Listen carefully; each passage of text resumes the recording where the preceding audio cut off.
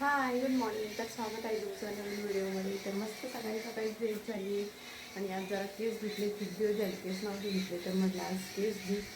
आणि आता म्हणजे चालू स्वयंपाकाची तयारी. तर आज जेवायला पण आम्ही दोघंच आहे, म्हणजे आता त्यांना उपवास आहे त्यामुळे त्यांना फराळाचं बनवायचं आहे. आणि आमच्यासाठी बनवते मी बटाट्याची चटणी, जी की यांना खूप आवडते. मग आम्ही दोघंच आहे त्यामुळं म्हटलं काहीतरी सुकीच भाजी बनवू. तर बटाट्याची चटणी आणि चपाती बनवते. आणि आता त्यांना साबुदाणा खिचडी आणि जिरकं. तर मस्त असा कांदा परतून घेतला आहे. आता याच्यात मसाले टाकते सगळे आणि बटाटे टाकते शिजायला. गाईज हे बघितलं का तुम्ही? काय काय बघा की गोड गोड कैऱ्या आंब्या कवण्यासाठी ठेवण्याच्या आहे.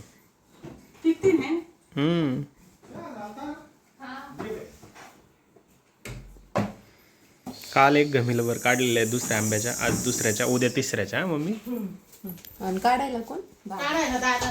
काल जायला आमच्या घरातला यंगेस्ट मेंबर. नाही हात लावत. म्हातारे झाडून पडले, मग काय करायचं?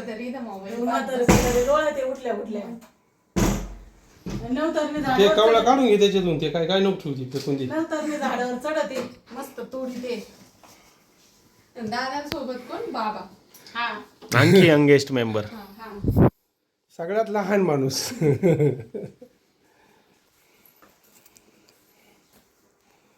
चला जेवण करूया. बटाट्याची चटणी, चपाती, काय हे नागलीचा पापड. आणि हे खात आहे भात, मुरंबा तर काय थोडाच घेतला बाबू. तुझ्यासाठी घेतला तेवढा एक्स्ट्रा. नाही बस बस एवढंच बस. ठीक आहे. आज अत्यंत नाही, कारण त्याला उपवास आहे, त्याला थोड्या वेळाने जेवायचं आहे. तर मग मी एकटीच असते, मग मी यांच्यासोबतच बसले. आत्ताच मस्त झोप वगैरे झाली आणि आम्ही झोपलेलोच होतो सगळे. आम्हाला एक फोन आला, म्हणजे की आमचेच रिलेटिव्ज येते, त्यांच्या गावातले येते. तर ते आमचे सबस्क्रायबर आहे, म्हणजे दादांचे, माझे, दीदींचे, आमचे सगळ्यांचे सबस्क्रायबर आहे. तर त्यांची पूर्ण फॅमिली आमचे ब्लॉग्स बघते. तर ते त्यांना इथं तांदळवाडी फाट्यावर लग्न होतं, तर ते आम्हाला इथं भेटायला आली. आणि ते सुनीलला आम्ही शिर्डीला लग्नाला गेलो होतो माझ्या बहिणीच्या, तर तिथं पण भेटले होते. तर ते आत्ता त्यांना असं वाटलं आपण भेटायला पाहिजे, कारण त्यांची फॅमिली ते म्हणतात की आमची फॅमिली तुमची फॅमिली आम्हाला सेम सेमच वाटतं.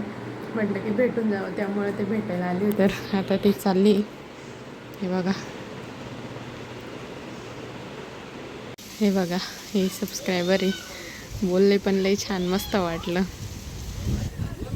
भारी वाटतं असं कोणी आपल्याला भेटायला आलं, जे म्हणजे आपल्याला ओळखत पण नाही. म्हणजे ते ब्लॉगिंगमुळं ओळखतं, पण मग असं आम्ही समोर कधी पाहिलेलं नाही राहत. आणि असं अचानक आल्यावर पण असं एकतर आम्ही ओळखत नाही राहत, ते ओळखत राहत. त्यांना असं वाटतं की, आणि कसं आहे ना, ब्लॉगिंगमुळं असं वाटतं की हे ब्लॉग म्हणजे सपोज आम्ही पण तुम्हाला ओळखतोय आणि ते तर आपल्याला ओळखतच असतात असं समोरच्याला वाटतं.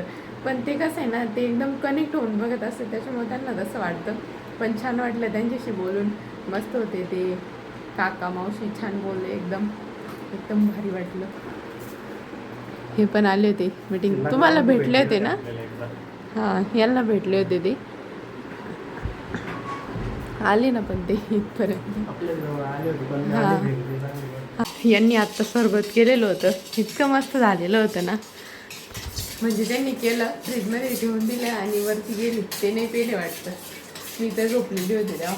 ती झोपलेली होती म्हणून पहिल्यांदा एकदा केलं, मम्मी पप्पाला दिलं. हां, आणि मग मम्मी म्हणे श्रुतीला नाही केलं का, म्हणून श्रुतीला नाही ठेवलं का, मग मी परत केलं.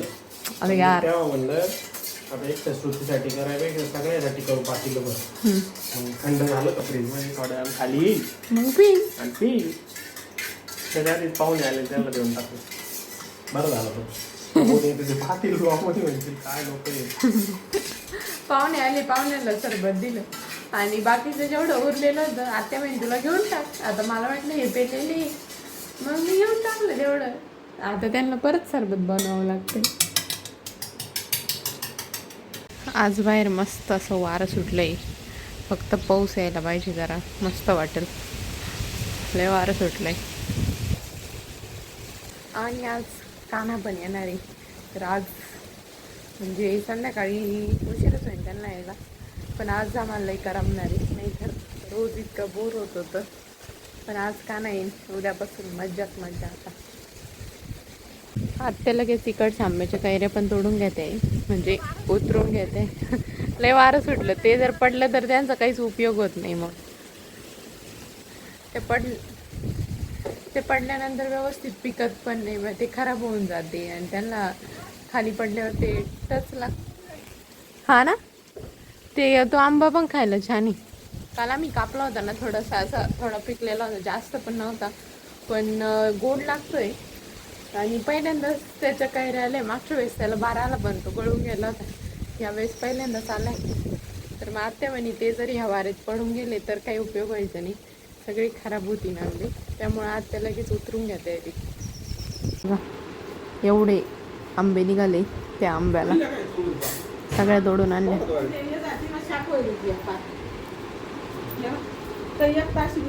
लय भारी लागतील हे आंबे.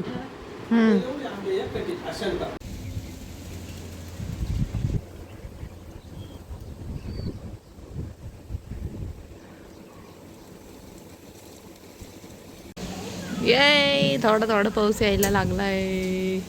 दिसत नसन, दिसत नाही पाऊस यायला लागला. हे बघ खाली कळतंय मातीवर, असं कर ना, ते बारीक दिसतोय पण नाही दिसत आहे.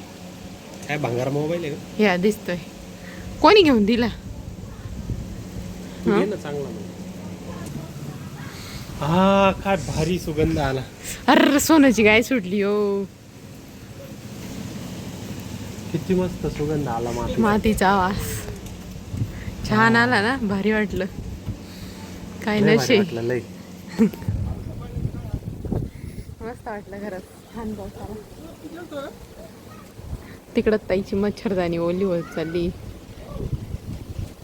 तिकडं बघा आईच, हे बघा किती जोरात पाऊस चालू झालेला आहे.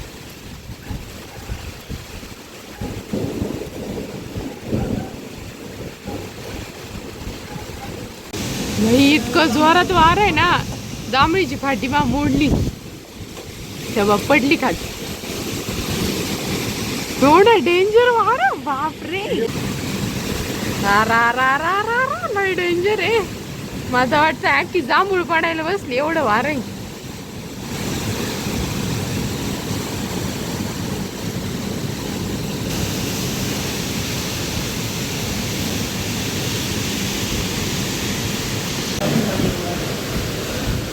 हा हे बघा, आमच्या रूम मध्ये सगळं पाणीच पाणी चालू आहे.